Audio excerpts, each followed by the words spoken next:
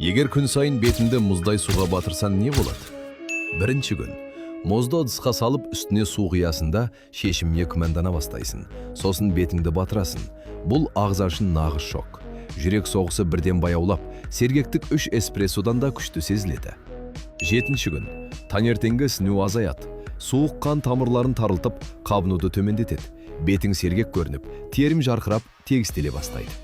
14-ші күн. Жүйке жүйең бір түрлі қайта бапталғандай болады. Кезбе жүйкені ынталандыру стресс деңгейін түсіріп, уайым азаяды, сабырлы концентрация пайда болады. 30-ші күн. Миға тұман жоғалады. Дофаминнің бөлінуі көңіл-күйді көтеріп, ойлау айқындығын арттырады. 60-ші күн. Өзгерістер анық көрінеді. Тері серпімдірек, тесіктері кішірек, бет контурлары айқынырақ болады. Бірақ ең бастысы, сен көп адамда жоқ тәртіп қалыптастырасың. Осындай пайдалы әдеттер туралы көбірек білгің келсе, жазылып қой.